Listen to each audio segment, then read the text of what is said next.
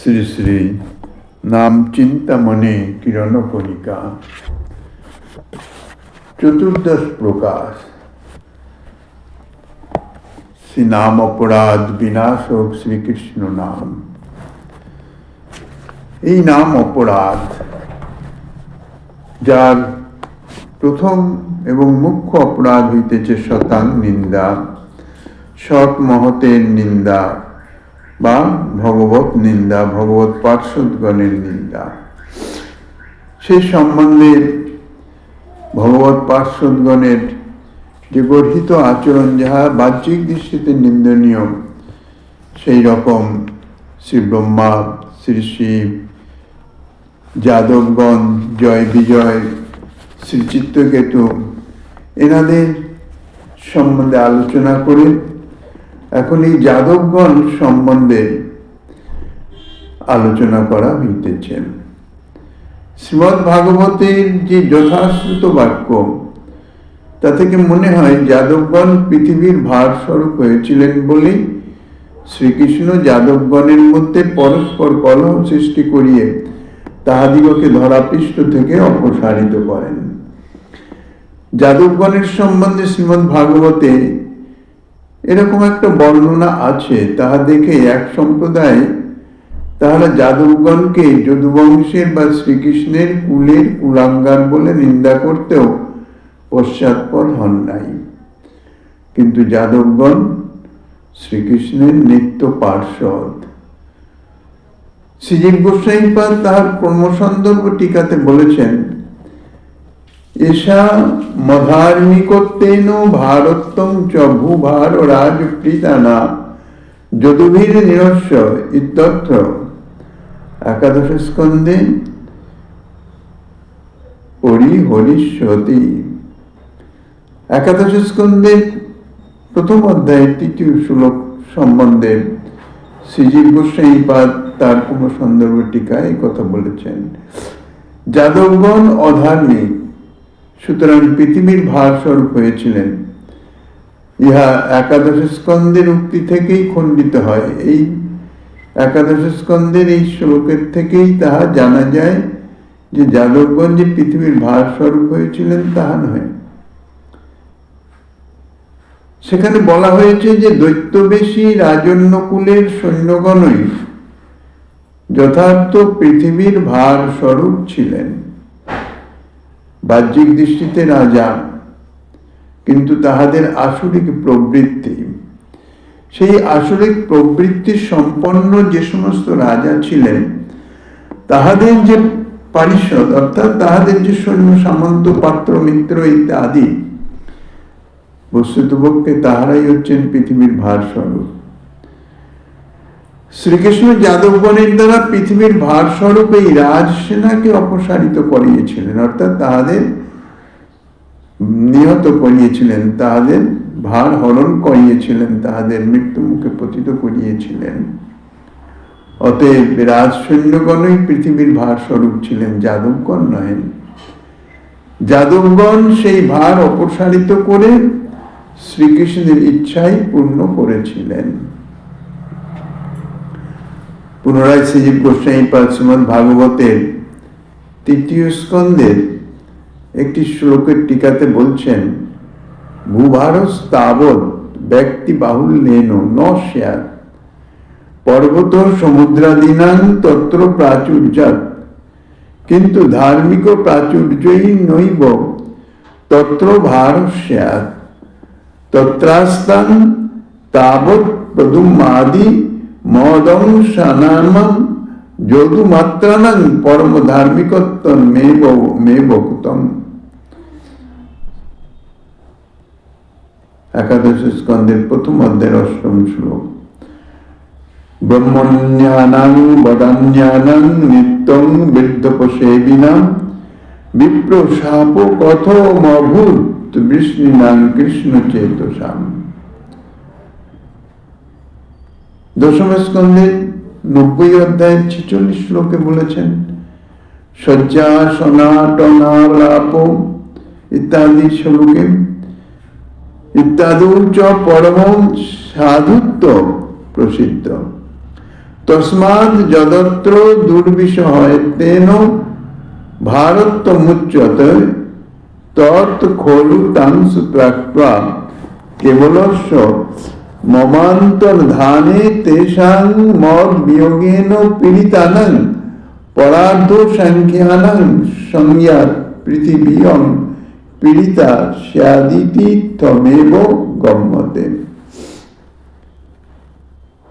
শ্রীমদ্ ভাগবতের এই সমস্ত শ্লোকের বক্তব্যের তাৎপর্য হচ্ছে এই: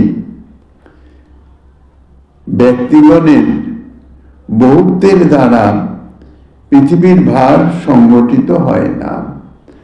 অর্থাৎ পৃথিবীতে জনসংখ্যা বর্ধিত হলেই যে পৃথিবী ভার বোধ করবেন তাহা নহে।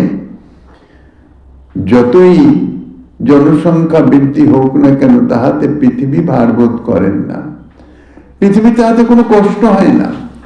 মাতা যেমন সন্তানকে, একটি সন্তানের জায়গায় 2-3টি সন্তানকে বুকে ধারণ করতে কোনো কষ্ট অনুভব করেন না, কেননা বাৎসল্য স্নেহ ভাব সংযুক্ত। কারণ পৃথিবীতে মনুষ্য আর কজন? পর্বত, সমুদ্র ইত্যাদি যথেষ্ট। এবং জাগতিক ভার যদি, অর্থাৎ ওজন সম্বন্ধনীয় ভার যদি বলা হয়, তাহলে পর্বত, সমুদ্র আদি ইত্যাদিতে অনেক অনেক গুণ বেশি ভার, ওজন সন্নিহিত আছে। কাজেই ব্যক্তিগণের বহুত্ব, অর্থাৎ বহু ব্যক্তির, বহু মনুষ্যের বা বহু জীবজন্তুর তাহার যে ভার, তাহা পৃথিবীর ভার নয়। তাহলে পৃথিবী ভার বোধ করছেন কিসে? অধার্মিক গণের প্রাচুর্যই হচ্ছে পৃথিবীর ভার স্বরূপ। অধার্মিকগণ যে অধর্ম আচরণ করেন, তাহাই হচ্ছে পৃথিবীর যথার্থ ভার। অর্থাৎ পৃথিবী কষ্ট বোধ করেন, কষ্ট অনুভব হয় পৃথিবীর। শ্রীকৃষ্ণের অংশ স্বরূপ শ্রী প্রদ্যুম্নাদি যাদবগণ, প্রদ্যুম্নাদি অর্থাৎ শ্রীকৃষ্ণের চতুর্ভুজ বা শ্রীকৃষ্ণের নিত্য পার্শ্বদগণ যাদবগণ, তাদের কথা তো দূরে থাকুক, কেননা যাদব মাত্রেই হচ্ছেন পরম ধার্মিক, যার জন্য কংস মহারাজ যাদবগণের উপর অত্যাচার করিতেছিলেন, কেননা ধর্মকে নষ্ট করবেন। ধার্মিকগণের উপর অত্যাচারের দ্বারা ভগবানের উপর শত্রুতা সাধন করেছিলেন। কাজেই শ্রীমদ্ ভাগবতের বিভিন্ন স্থানে এই যাদবগণ সম্বন্ধে উক্ত হয়েছে যে যাদবগণ পরম ধার্মিক। শ্রী পরীক্ষিত মহারাজের উক্তিতে যাদবগণ ছিলেন ব্রাহ্মণ ভক্ত, দানশীল, সর্বদা শ্রী নারদাদি বৃত্তগণের অর্থাৎ মহৎগণের সেবা পরায়ণ এবং কৃষ্ণগত চিত্ত। শ্রী সনাতন গোস্বামী পাদ বৃহৎ ভাগবতামৃতে প্রথম খণ্ডে কৃষ্ণ কৃপাপাত্র নির্ধারণ প্রসঙ্গে একের পর পৃথিবী থেকে, অর্থাৎ ধরণী থেকে শুরু করে, পৃথিবীর ভক্ত থেকে শুরু করে, পৃথিবীর কৃষ্ণ কৃপাপাত্র থেকে শুরু করে ধীরে ধীরে যেতে যেতে পাণ্ডবগণ থেকে তারপরে যাদবগণে, অর্থাৎ ক্রমোন্নত শ্রীকৃষ্ণের প্রিয়জন, শ্রীকৃষ্ণের প্রিয় পার্ষদ এই যাদবগণ। এই যাদবগণ কাজে অধার্মিকের তো দূরের কথা, ইহারা ছিলেন ধর্মপরায়ণ। তার প্রথম লক্ষণ হচ্ছে ব্রাহ্মণ ভক্ত। শ্রীকৃষ্ণ স্বয়ং ব্রহ্মণ্যদেব, তারা নিত্য পার্শ্বদগণ, তাহারাও সেই ব্রাহ্মণের একান্ত মর্যাদা রক্ষণ বা শ্রদ্ধা পরায়ণ। সেই সঙ্গে যাদবগণ ছিলেন দানশীল এবং সাধু সন্ত মহৎগণ, নারদাদি সাধু সন্ত ইত্যাদি, তাহাদের সদা সর্বদাই সেবা পরায়ণ। আর সবচেয়ে বড় কথা, এই যাদবগণ ছিলেন কৃষ্ণগত চিত্ত। শ্রী সুখদেব গোস্বামী পাদের উক্তিতে এই কৃষ্ণ বংশের দরিদ্র, অল্প সন্তানযুক্ত বা অল্পায়ু, অল্প বীর্য বা ব্রাহ্মণ বিদ্বেষী এরকম কেউই জন্মগ্রহণ করেন নাই। কাজী যাদবগণ অধার্মিক তো হতেই পারেন না। অধার্মিক হলে তাহারা ব্রাহ্মণ বিদ্বেষী হতেন, এবং অধর্মের নিমিত্ত তাহারা অল্প শক্তি সম্পন্ন এবং অল্পায়ু হতেন, আর তাহারা অল্প সন্তান যুক্ত হতেন, দরিদ্র হতেন। কিন্তু কোন যাদবগণই এতাদৃশ ছিলেন না। পরেও শ্রী সুখদেব গোস্বামী পাদ বলেছেন, কৃষ্ণগত চিত্ত সেই যাদবগণ শয়ন, উপবেশন, ভ্রমণ, আলাপ, ক্রীড়া, স্নান প্রভৃতি কর্মে বর্তমান থেকেও শয্যা সনাতনালাপি ইত্যাদি শ্লোকে, অর্থাৎ দশম স্কন্ধের 90 অধ্যায়ের 46তম শ্লোকে শ্রী সুখদেব গোস্বামী পাদ যাদবগণ সম্বন্ধে বর্ণনা করেছেন যে তাহারা যে কৃষ্ণগত চিত্ত ছিলেন, তাহার নমুনা অর্থাৎ লক্ষণ হইতেছে তাহারা কি শয়নে, কি প্রবেশনে, কি ভ্রমণে, কি পরস্পর আলাপনে, বা কি পরস্পর ক্রীড়ার মাধ্যমে, বা এমনকি স্নান কার্যের সময়ও তাহারা নিজেদের বিস্মৃত হতেন শ্রীকৃষ্ণের আলাপে, শ্রীকৃষ্ণের কথায়। যাদবগণের পরম সাধুত্বই প্রসূত হয়েছে ইহাদের। ইহারা পরম ধর্মপরায়ণ, পরম সাধু, শ্রী গোবিন্দের নিত্য পার্ষদ। এখানে যে দুর্বিষহত্ব হেতু ভারত কথিত হয়েছেন, তাহা যাদবগণকে পৃথিবীতে রেখে একাকী শ্রীকৃষ্ণ অন্তরিত হলেন। শ্রীকৃষ্ণের একান্ত প্রিয়জন বা শ্রীকৃষ্ণ একান্ত প্রিয় যাহাদের, তাদৃশ যাদবগণ শ্রীকৃষ্ণের লীলা অন্তর্ধানের সময় হয়ে গেছে। তাঁর যে ধরাধামে প্রকটিত হয়ে যতদিন লীলা করার কথা, 125 বৎসর জাগতিক হিসাবে 125 বৎসর সমাগত। কাজে লীলা সমাপন করে পৃথিবীর ভার হরণ ইত্যাদি যা কর্ম করার ছিল তা সমস্ত সমাধান হয়ে গেছে। এখন তিনি অন্তর্ধান হবেন। এখন তাহার এই যে কথায় 56 কোটি যদুবংশ, এই 56 কোটি যদুবংশ শ্রীকৃষ্ণের পার্ষদ যাদবগণ, তাহারা সকলেই শ্রীকৃষ্ণের একান্ত প্রিয়জন, বা শ্রীকৃষ্ণ তাহাদের সকলেরই একান্ত প্রিয়জন। এখন শ্রীকৃষ্ণ যদি অপ্রকট হয়ে যান, তাহলে শ্রীকৃষ্ণ বিরহে কাতর হয়ে এই যে পরার্ধ সংখ্যক যে যাদবগণ, তাদের থেকে এই পৃথিবী পীড়িত হবেন, পৃথিবী দুঃখ পাবেন। পৃথিবী দুঃখ পান কখন? অধর্মের প্রাদুর্ভাবে পৃথিবী ভারবতী অনাথে পৃথিবীর কষ্ট হয়। কেন? অধার্মিকগণের জন্য বাস্তবত নয়। অধার্মিকগণের কাজ কি? যাহারা ধর্মপরায়ণ তাহাদের পীড়িত করা, তাহাদের ক্লেশ কষ্ট প্রদান করা। তাহলে প্রকারান্তরে বুঝে যাচ্ছে কি, যখন ধর্মপরায়ণ অর্থাৎ সাধুগণ যখন কষ্ট পান, ক্লেশ অনুভব করেন, কষ্ট অনুভব করেন, ইহাই পৃথিবী দেবীর নিকট অসহনীয়। সেই জন্যই তো যখন পৃথিবী ভার অনুভব করেন, অর্থাৎ যখন এই পৃথিবীতে অধর্মের প্রাদুর্ভাব হয়ে যায়, অর্থাৎ অধার্মিকগণের সংখ্যা বেড়ে যায়, এবং সেই অধার্মিকগণ যখন ধর্মপরায়ণ সাধু সন্ত তাহাদের প্রতি নানাভাবে অত্যাচার করে তাহাদের কষ্ট প্রদান করেন, তাহারা দুঃখিত হন, ব্যথিত হন, কষ্ট অনুভব করেন, তখন পৃথিবী দেবীর আর সহ্য হয় না।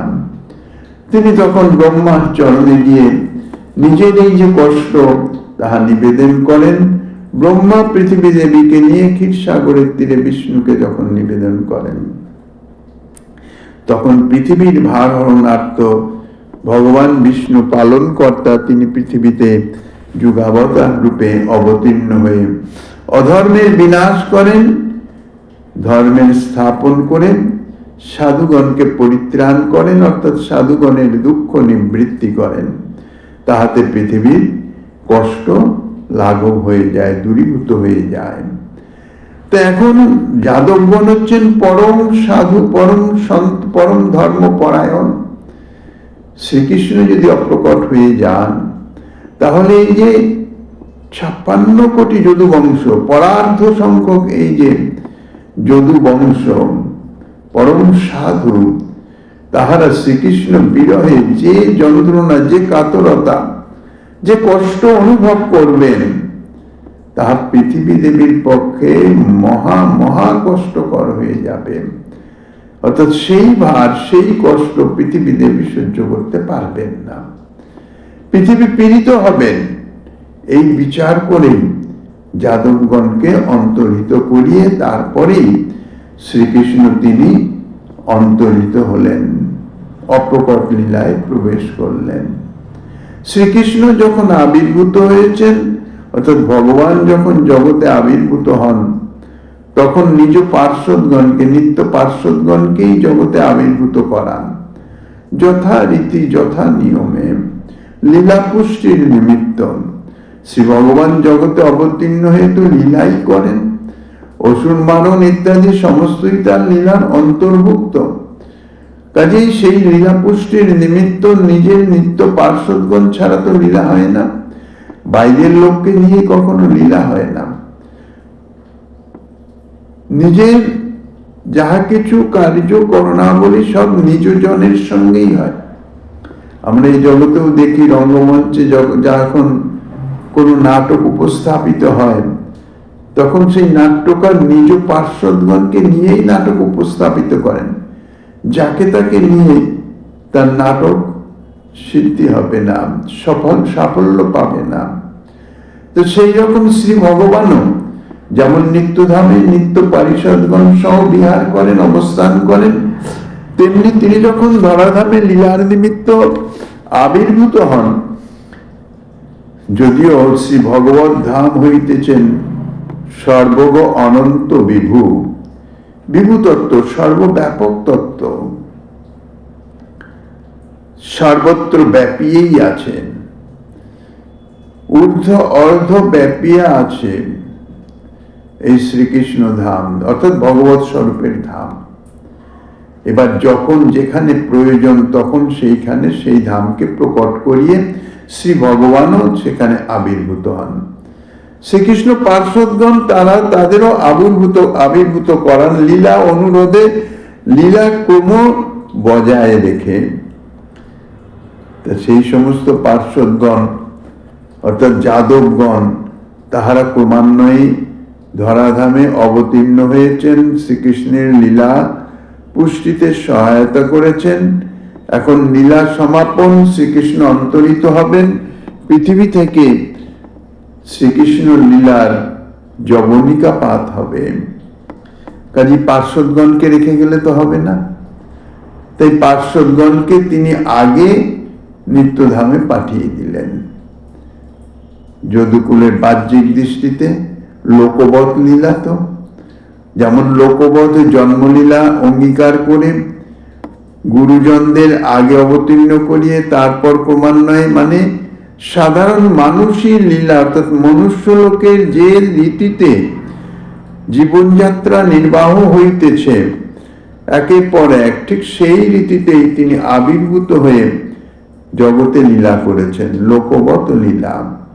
সেই জন্যেই সমস্ত যদুবংশ তিনি প্রথমেই পরস্পর কলহ করে, কেননা যদুবংশ সখী শ্রীকৃষ্ণেরই স্বরূপ বলতে গেলে শ্রীকৃষ্ণের পার্শ্বদগণ তাহাদেরকে হত্যা করবে, অর্থাৎ তাহাদেরকে পরাজিত করতে পারে, কেউ পরাজিত করতে পারবে না।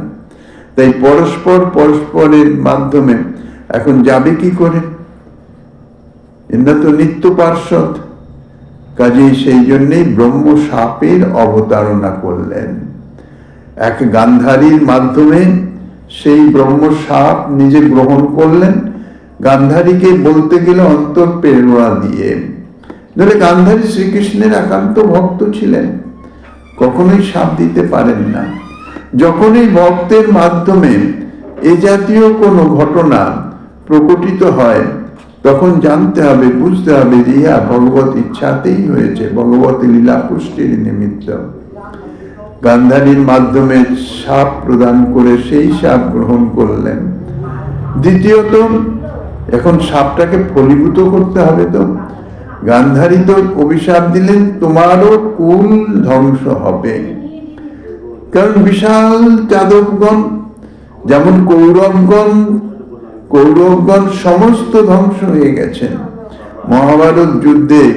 কি পাণ্ডব পক্ষ কি মানে দুর্যোধনের পক্ষ অর্থাৎ কৌরব পক্ষ, 18 অক্ষয়িনী সেনা সহ যে সমস্ত রথী মহারথী যাহারা ছিলেন সকলে একেবারে ধ্বংস হয়ে গেছেন। 7 জন পঞ্চ পাণ্ডব আর কৌরব পক্ষের 3 জন, এই 8 জন তাহারাই জীবিত ছিলেন। কাজেই বোঝা যাচ্ছে যে পৃথিবীর মহাভার এদিকে হরণ হয়ে গেছে, কিন্তু যাদবগণকে রেখে গেলে তো পৃথিবী আরো ভারবতী হবেন। তাহাদেরও তো লীলাকার্য সমাধান হয়ে গেছে, তাহাদেরও তো অন্তর্ধান করতে হবে, নিত্যধামে পাঠাতে হবে। তাই ব্রহ্মশাপ গান্ধারীর মাধ্যমে কুল ধ্বংসের অভিশাপ তিনি গ্রহণ করলেন, এবং কুল ধ্বংস একটা তো প্রক্রিয়া তো চাই। তাই শ্রীকৃষ্ণপুত্র শাম্বের মাধ্যমে কৃষ্ণপুত্রগণ ঋষিগণকে পরিহাস করে, এগুলি তাদের স্বভাবগত ধর্ম নয়, সবই ভগবত প্রেরণায় লীলা সংগঠনের নিমিত্ত। যেমন পরীক্ষিত মহারাজকে বুদ্ধিভ্রষ্ট করিয়ে ব্রহ্মশাপ প্রাপ্ত করালেন এবং তাহার মাধ্যমে শ্রীমদ্ ভাগবত রূপে তিনি প্রকটিত হলেন জগৎ জীবের কল্যাণার্থে। ঠিক সেই রকম শাম্বেরকে উপলক্ষ করে যাদুবালকগণকে উপলক্ষ করিয়ে ঋষি থেকে কুল নাশিনী মুষল তাহা প্রকট করালেন, কিন্তু সেটাকে বুঝতে দিলেন না, কেননা তাহাতে যাদবগণ কষ্ট পাবে। তাই উগ্রসেন কি করলেন, সেটিকে বললেন যে কাজ করো, এই মুষলকে সমুদ্র তীরে নিয়ে গিয়ে ঘর্ষণ করে ক্ষয় করে দাও। মুষল রূপে যদি বিদ্যমান থাকে তাহলে নয় সেই মুষলের ক্রিয়া হবে। মুষলের যদি অস্তিত্বই না থাকে তাহলে মুষল কি করে ক্রিয়া করবে? ইহা হচ্ছে প্রাকৃত একটি নিদর্শন, অর্থাৎ প্রাকৃত ভাব। ব্রহ্মসাপ তাহা তো অক্ষয় অব্যয়, যেন তেন ভাবে সেই সাপ ফলীভূত হবে, কোনো প্রাকৃতিক দৃষ্টান্তের দিয়ে নয়, প্রাকৃতিক কার্যের মাধ্যমে নয়। যাদবগণ তাই করলেন, মুষল ঘর্ষণ করে সমুদ্র তীরে ক্ষয় করে দিলেন। ঘষতে ঘষতে ঘষতে ঘষতে লৌহ চূর্ণ, জল দিয়ে যদি ঘষতে হয় যেমন চন্দনের মতন হয়, ওই রকম হয়ে হয়ে সমস্ত সমুদ্রের জলে বয়ে গেল। কিন্তু এ তো যেমন তেমন লোহার মুষল নয়, এ তো ঋষিগণের অভিশাপ থেকে প্রকটিত মুষল। এই সেই চূর্ণগুলো, প্রত্যেকটা চূর্ণ থেকেই এরকা নামক ঘাস সমুদ্র তীরবর্তীতে পরিষ্কার জন্মগ্রহণ করলো। অর্থাৎ বড় বড় অনেকটা লম্বা লম্বা সরু সরু লাঠির মতন এরকা তৃণ বলা হয়, তাহা পুরো সমুদ্র উপকূলে ছেয়ে রইল। কোথায়? প্রভাস খণ্ডে। এবার একটুখানি, সম্পূর্ণ তো ঘর্ষণ করা যায় না, ঘর্ষণের শেষ একটুখানি থেকে যায়, সেই যুগে সমুদ্রে ছুঁড়ে ফেলে দিয়েছিল। একটি মৎস্য সেটি গলার্ধকরণ করেছিল, ধীবরের জালে মৎস্য পড়ল, সেই মৎস্যের উদর থেকে সেই শেষ অন্তিম খণ্ডটি প্রাপ্ত হলো। তারপর সেইটাই কোনোভাবে হাত ঘুরে জরা নামক ব্যাধের কাছে পৌঁছালো এবং ব্যাধ সেটি তার ধনুকের অর্থাৎ তীরের ফলায় সংলগ্ন করে রাখলেন। সুন্দরভাবে লীলাপট অর্থাৎ পটভূমি সজ্জিত হয়ে গেল।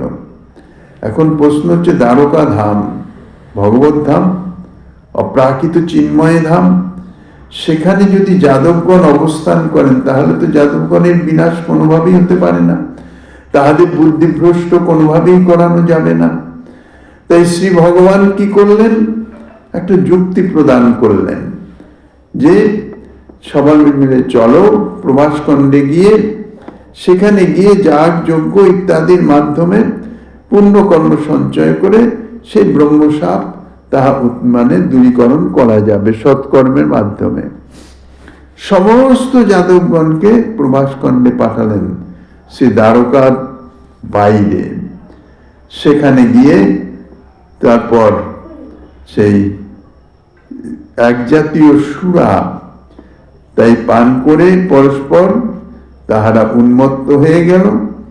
পরস্পর পরস্পরের প্রতি গালিগালাজ ইত্যাদি করে পরস্পর যুদ্ধ বিগ্রহ শুরু হলো, কিন্তু কেউ কাউকে তো মারতে পারে না। অস্ত্র শস্ত্র সমাপন হয়ে গেল।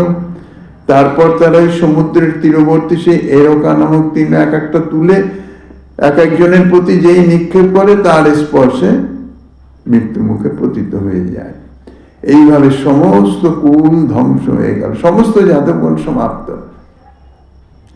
শ্রী বলদেব চন্দ্র এই লীলা দর্শন করলেন, বুঝতে পারলেন যে শ্রীকৃষ্ণের অপ্রকটের সময় হয়ে গেছে। যাদবগণ সব যখন অপ্রকট হয়ে গেল, আত্ম থেকে লাভ নেই, তিনিও তার স্বরূপ শেষনাগ স্বরূপ ধারণ করে তিনিও অন্তরিত হলেন। শ্রীকৃষ্ণ বসে রইলেন। একটি লীলার মাধ্যমে তো অন্তর্ধান হতে হবে। সেই জরা নামক ব্যাধ পূর্ব জন্মে সেই বালিকে তিনি মেরেছিলেন। সমস্ত কর্মের ঠিক প্রতিরূপ এই লোক ধামে যে যেরকম কর্ম করবে সে তদনুরূপ ফল প্রাপ্ত হবে। সেই বাক্যটি, প্রবাদ বাক্যটি তাহার সত্য করবার জন্য শ্রীকৃষ্ণ সেই বালি মহারাজ তিনি এই জরাব্যাধ রূপে অবতীর্ণ হয়ে সেই যে ব্রহ্মসাপের সেই যে শেষ অংশটুকু সম্মিলিত তীরের অগ্রভাগে সংলগ্ন সেই তীর দূর থেকে শ্রীকৃষ্ণ চরণ উত্তোলন করে অর্ধশায়িত হয়ে আছেন। শ্রীকৃষ্ণের যে চরণতলের যে লালিমা, দূর থেকে তাহা একটি হরিণের মুন্ড অর্থাৎ মস্তকের মতো অনুভব করে তিনি নিক্ষেপ করে দিলেন, এসে চরণে সংলগ্ন হয়ে গেল এবং তার মাধ্যমে সেই জরা নামক ব্যাধ এসে উপস্থিত হলেন।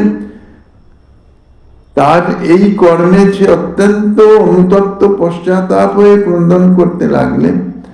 তাকে প্রথমে নিত্যধামে প্রেরণ করে শ্রীকৃষ্ণ অন্তর্হিত হয়ে যান।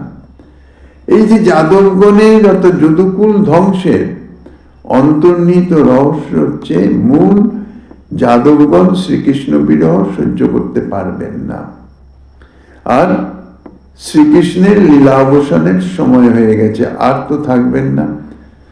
কেন ধরাধামে যতদিন লীলা করবার ততদিন তিনি লীলা করেছেন। এই জন্য তাদের আগে পাঠাতে হবে। এই যে পাঠানো, নিত্যধামে পাঠানো, যখন তাদের প্রকট করিয়েছেন তখন তো লীলা ক্রম অনুসারে প্রকট করিয়েছেন। সমস্ত যাদবগণ তো একসঙ্গে প্রকটিত হন নাই।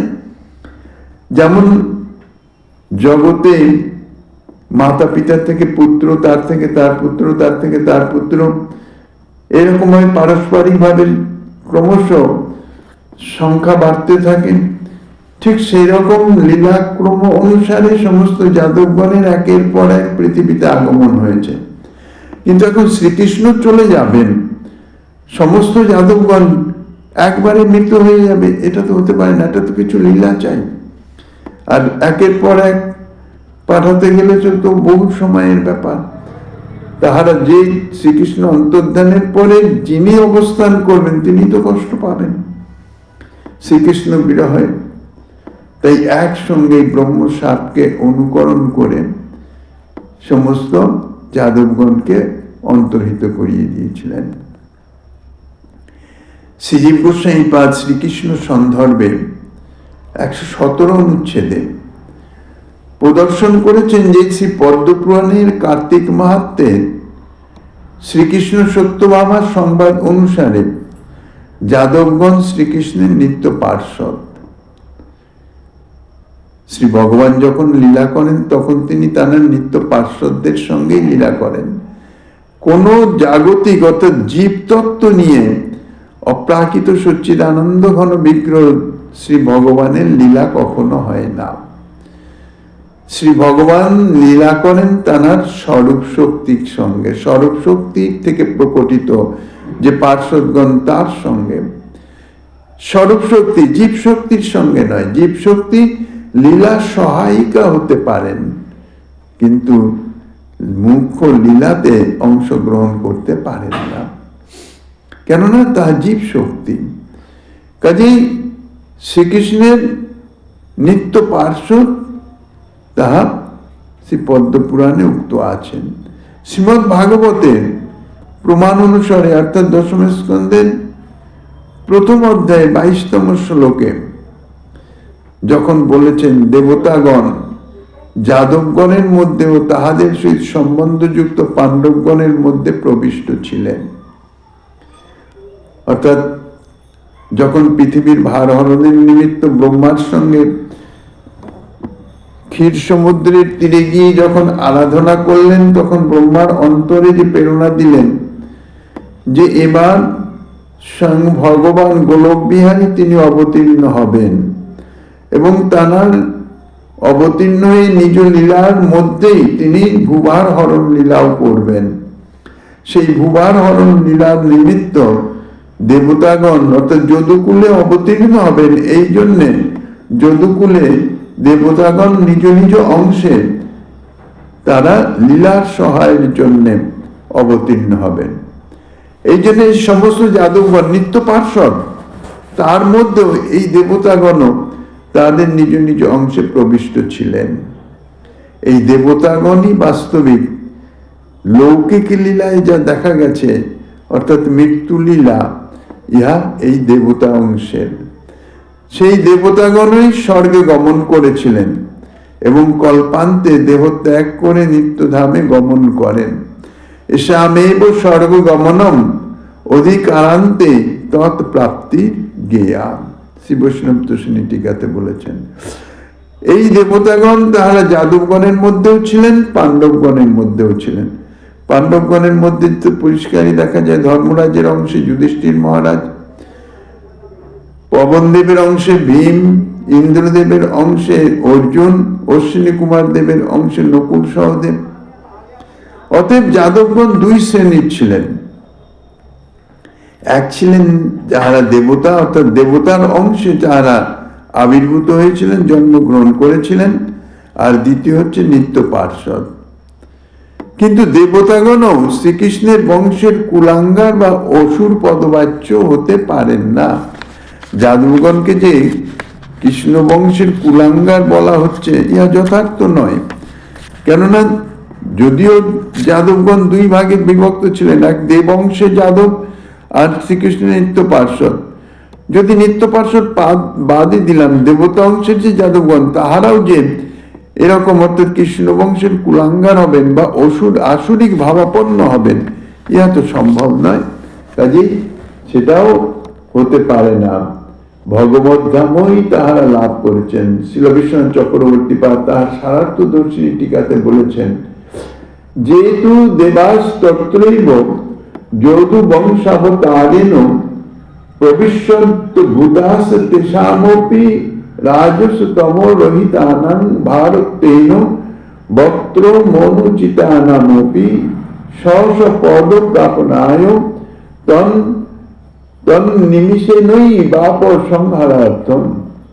অর্থাৎ যে সকল দেবতা যদুবংশাবতারের সহিত প্রবেশ করে আবির্ভূত হয়েছিলেন, তাহারাও রজতম গুণ রহিত থাকায় তাহারা বিশুদ্ধ সত্যের পরিণতি, বিশুদ্ধ সত্যের থেকে আবির্ভূত থাকায় তাহাদিগকেও পৃথিবীর ভার স্বরূপ বলা অনুচিত। দেবতাগণকে স্ব পদ প্রাপ্তি করাবার জন্যে ভার ছলে তাহাদের উপসংহারের আদর্শ।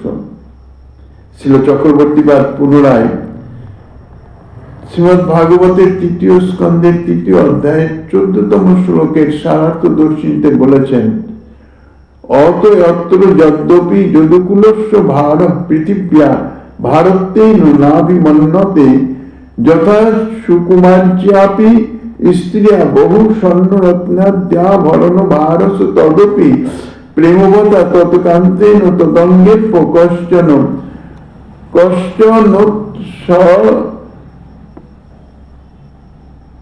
সবাদা বাসন্তর এবা ভরণ ভায় নিষ্কাশতে স্থাপদে চ সর্বতোপযোগী তথৈব অংশাবতরণ সময়ে নিত্য পরিকর রূপেষু যাদবাদিষু যে দেবদয় অংশা প্রবিষ্টাস্তর এবং দ্বারকাত নিষ্ক্রমচ্চ প্রভাসে উপসংহৃতা।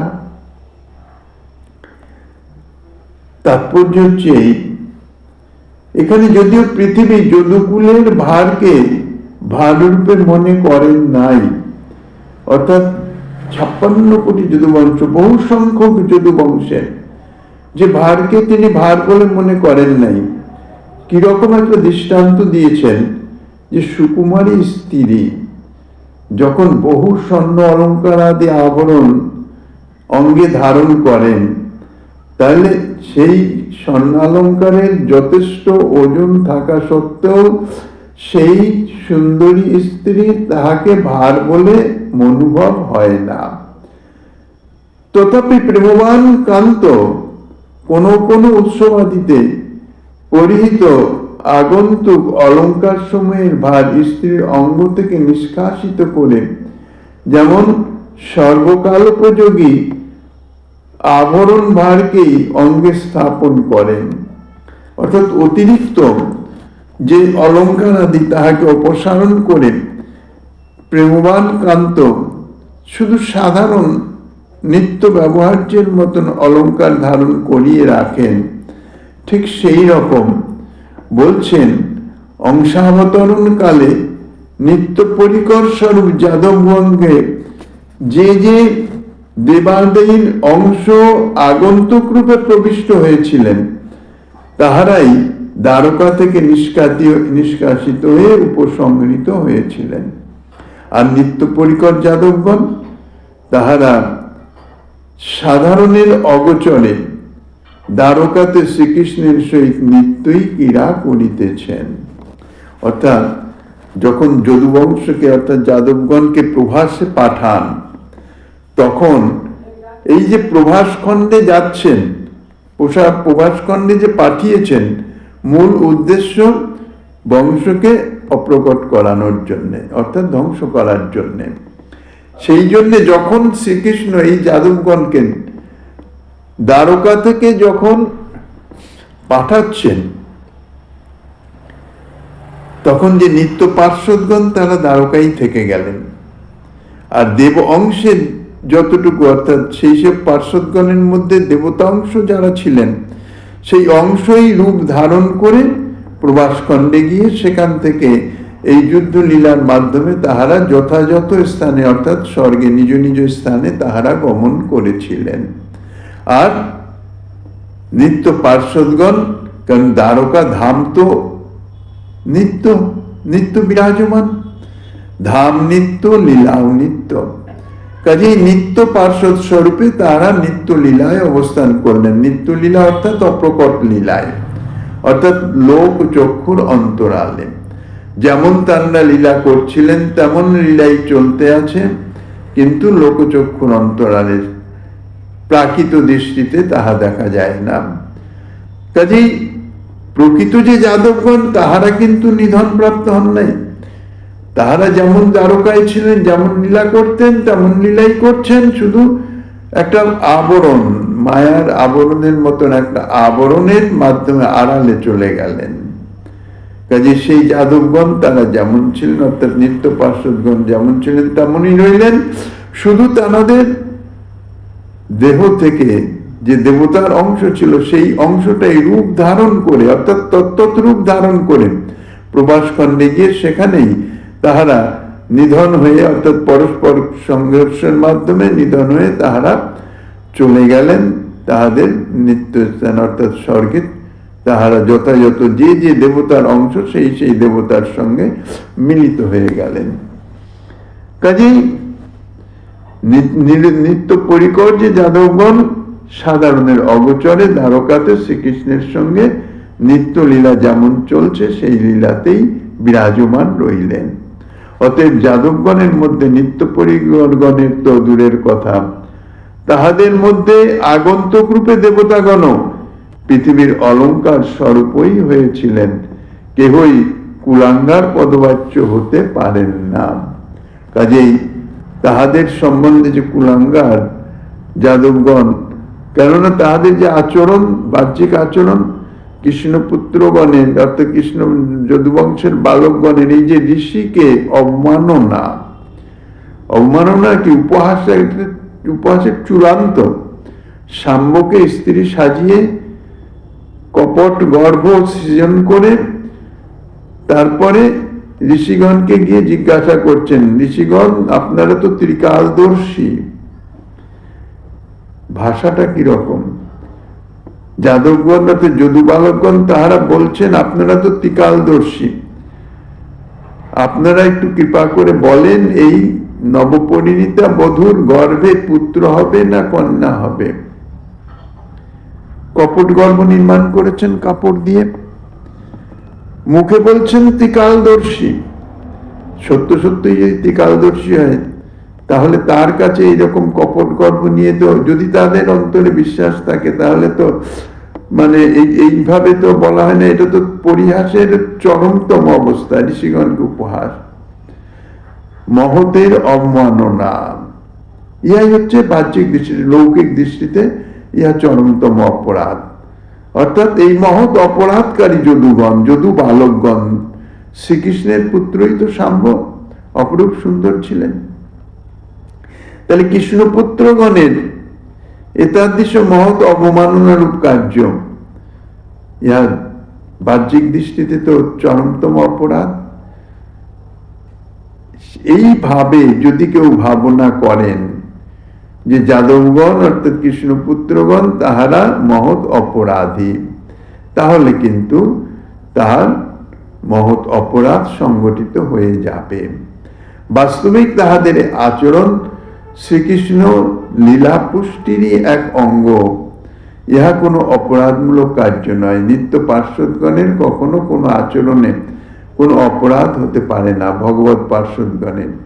ইহাই বিস্তারিত ভাবে কেন তাহারা এই কার্য করেছিলেন সেইটিকে পরিষ্কার করে গোস্বামীগণ তাহাদের টিকার মাধ্যমে দিলেন, যাহাতে কেউ কখনো কৃষ্ণ যাদবগণকে যদুবংশের কাহারও সম্বন্ধে কোন রকম কোন অসৎ ভাবনা না করেন, তাহলে তাহা কিন্তু ভয়ঙ্কর অপরাধ হয়ে যাবে।